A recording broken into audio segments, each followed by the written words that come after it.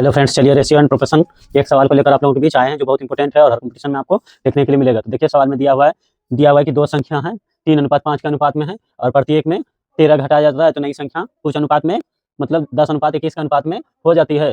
तो इसके मूल संख्या में 15 जोड़ेंगे तो इसका अनुपात क्या होगा। देखिए 2 बार हमको अनुपात निकालना है, इसको बेसिक से हम बताते हैं। तो देखिए दो संख्या दिया हुआ है 3:5 के अनुपात में है, तो अब बोल रहा है कि प्रत्येक में 13 घटाते हैं तो अनुपात में मतलब कुछ कांस्टेंट मानना पड़ता है। तो देखिए अनुपात को हम बट्टे में लिख देते हैं, इसको x मान लिए और उसके बाद बोल रहा है कि दोनों में 13 घटाएंगे, इसमें 13 घटाएंगे तो इसका मतलब 10:21 के अनुपात में ये आ जाएगा। तो अनुपात को मतलब बटाओ तो बटा में लिख दिया। अब इसको करेंगे सोल्व करेंगे तो देखिए 63 और हो जाएगा 21 × 13 और हो जाएगा 10 × 50 x माइनस 13 × 10 130। तो देखिए 63 में 50 जाएगा तो 13 x बचेगा और बराबर हो जाएगा 13 × 13 और 13 दूनी 26 1 27 273 उधर है माइनस 130। तो ये माइनस में है तो उधर जाएगा तो प्लस में हो जाएगा, माइनस वाला उधर जाएगा तो माइनस को चेंज नहीं करते। देखिए 13x बराबर क्या होगा 273 में 130 जाएगा तो 3 और उसके बाद 4 और 2 में से 1 जाएगा तो 1। अब देखिए 1 से इसको कटाएंगे तो 143/13 13 का 13 13 का 13 तो x का मान हमको मिल गया क्या 11।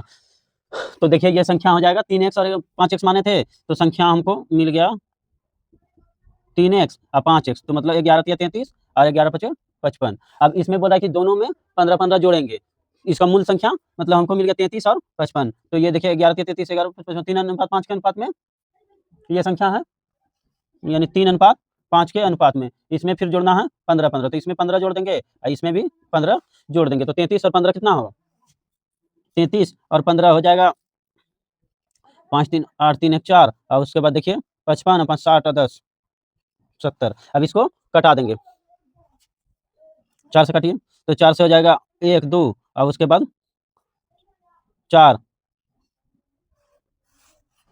यानी 48:70 के अनुपात में ये हो जाएगा। इसका अनुपात ही पूछा है दोस्तों। चलिए कटाइएगा नहीं तब भी आंसर आएगा 48:70 के अनुपात में। तो चलिए अच्छा लगे तो लाइक सब्सक्राइब दोस्तों तो शेयर कीजिएगा।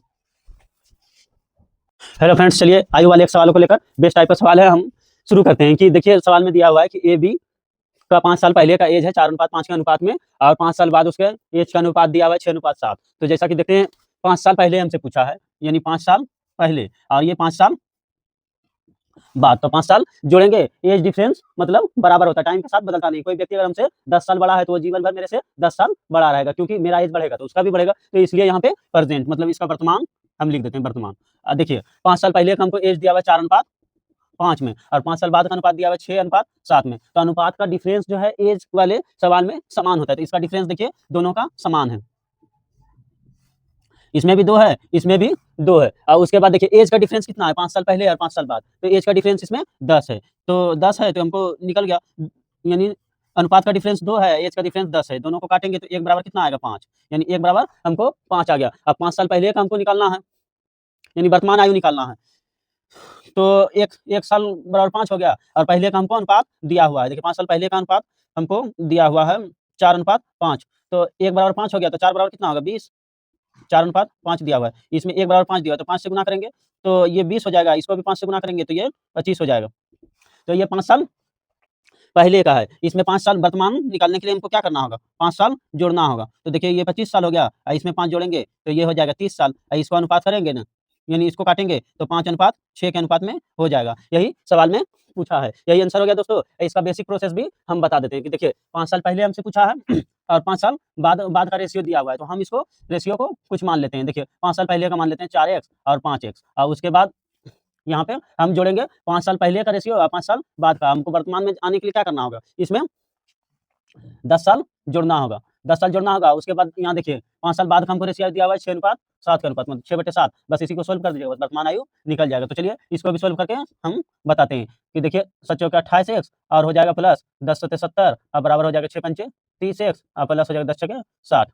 तो अब 28 को उधर लेके जाएंगे तो 2x इधर बचेगा 10, तो 2x बराबर 10 तो x बराबर क्या होगा 5, यानी x बराबर 5 निकल गया। तो अब हमको निकालना है 4x और 5x का वैल्यू, तो हो जाएगा 4x तो 4×5 20 और 5x यानी 25। तो अब इसमें ये 5 साल पहले का है, 5 साल पहले का है तो इसमें 5 जोड़ना होगा, इसमें भी 5 जोड़ना होगा तो ये हो जाएगा 25 और बटे हो जाएगा 30। बस इसी को 5:6 के अनुपात में यानी 5:6 के अनुपात में। ये हो गया प्रोसेस और ये हो गया ट्रिक। तो आप लोग समझ सकते हैं दोस्तों, ट्रिक और प्रोसेस में क्या अंतर है। प्रोसेस आपका कभी मिस नहीं होगा, ट्रिक तो कभी मिस भी हो सकता है और ट्रिक कभी आएगा कभी नहीं भी आएगा, सवाल में बैठ नहीं सकता है सही से। इसीलिए ट्रिक पे कम फोकस हम करते हैं और प्रोसेस पे ज़्यादा ध्यान देते हैं, जैसा कि हर सवाल में आप लोगों को पता है। तो चलिए, अच्छा लगेगा तो लाइक सब्सक्राइब दोस्तों तक शेयर कीजिए। फ्रेंड्स, चलिए मिश्रण के एक सवाल को हम बताते हैं जो बहुत इंपॉर्टेंट है और हर कंपटीशन में आपको लगभग देखने के लिए ऐसा सवाल मिलेगा। तो चलिए देखिए, सवाल में दिया हुआ है कि 100 लीटर दूध एक बर्तन में है। तो मान लीजिए एक बर्तन ये हम बना लेते हैं, एक बर्तन ये है और इसमें 100 लीटर दूध है, मतलब 100 लीटर। और इसमें बोला है कि दूध को 10 लीटर दूध को निकाल के और मतलब इसमें पानी डाल देंगे 10 लीटर और फिर ये प्रक्रिया जो है 2 बार करेंगे तो कितना दूध का मात्रा बचेगा, ये हमको सवाल में निकालना है। तो इसके प्रोसेस को हम पहले बताते हैं। जितना मात्रा दिया हुआ है तो देखिए इसमें मात्रा है 100 और हो जाएगा 1 माइनस कितना लीटर पानी मिला रहे हैं, 10 लीटर, अब बटे 100 पर पावर n दे देंगे। तो n यानी 2 बार मिला रहे हैं तो 2 से करेंगे, 3 बार मिलाएंगे तो 3 बार, मतलब जितना बार करेंगे इसमें पावर उतना दे देंगे। तो देखिए 100 और हो जाएगा 100 में से 10 जाएगा तो 90 बटे 100, इसमें पावर है तो 100। अब देखिए 9 बटे 10, अब गुने में फिर हो जाएगा 9 बटे 10। तो अब इसी को कटा देंगे तो 2 जीरो से 2 जीरो खत्म हो जाएगा, 9 81। ये तो हो गया प्रोसेस। प्रोसेस से आप निकाल सकते हैं। अब देखिए ट्रिक से हम कैसे निकालते हैं। तो देखिए यहाँ पे ट्रिक्स है कि 100 लीटर दूध में मान लीजिए 10 लीटर निकालेंगे तो 100 लीटर का 10 लीटर कितना होगा, इसको मतलब 10 से हम भाग दे देंगे तो 1/10 भाग, 1/10 भाग हम निकाल रहे हैं तो बचेगा कितना, 9/10 भाग, यानी शेष भाग 9/10 है। तो कितना लीटर में, शेष में दूध की मात्रा पूछ रहा है तो इसमें सिर्फ 9/10 और गुना 9/10 कर लेंगे और 10 से 10 को मतलब 00 को कटा देंगे और 9 में 81 लीटर। ऐसे भी आपको आंसर आ जाएगा, 81 लीटर ऐसे भी आएगा, जैसे समझ में आएगा वैसे बनाइएगा। चलिए दोस्तों, अच्छा लगे तो लाइक सब्सक्राइब दोस्तों तक शेयर कीजिएगा। हेलो फ्रेंड्स, चलिए मिश्रण के एक सवाल को हम बताते हैं जो बहुत इंपॉर्टेंट है और हर सवाल में आपको देखने के लिए मिलेगा हर कंपटीशन में।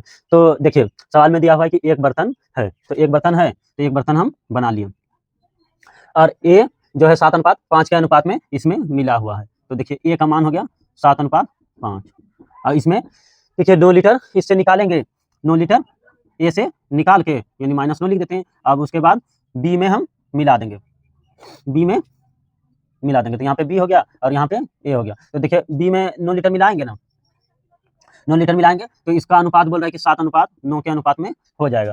तो 7:9 के अनुपात में हो जाएगा तो प्रारंभ में ए में कितना मात्रा था, मतलब कितना अनुपात में मिला हुआ था ये हमसे पूछा है, कितना लीटर था ए बर्तन में, कितना लीटर मिश्रण था, ये सवाल में हमको पूछा है। तो देखिए अनुपात को मान लेते हैं, एक टोटल मात्रा हम निकाल लेते हैं कितना है, एक समान पहले अनुपात है तो इसमें एक समान हम पता करते हैं पहले। देखिए तो 7x अब बटे हो जाएगा 5x, इसमें ए से निकाल के बी में हम डाले हैं तो यहाँ पे ए हो गया और ये बी हो गया।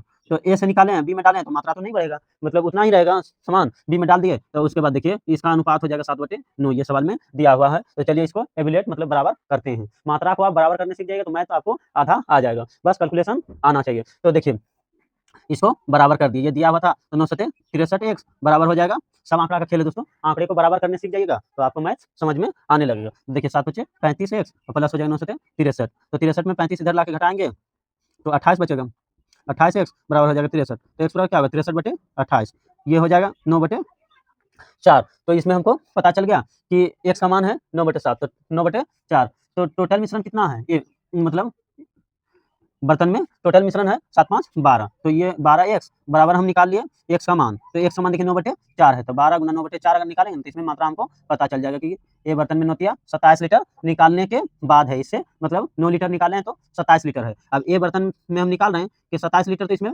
बाद में है और 9 लीटर हम पहले इससे निकाले थे, तो 27×9 36 हो जाएगा, यानी 36 लीटर इसमें मात्रा है। अब हमको पूछा है कि ए का मात्रा कितना होगा, तो ए का मात्रा निकालने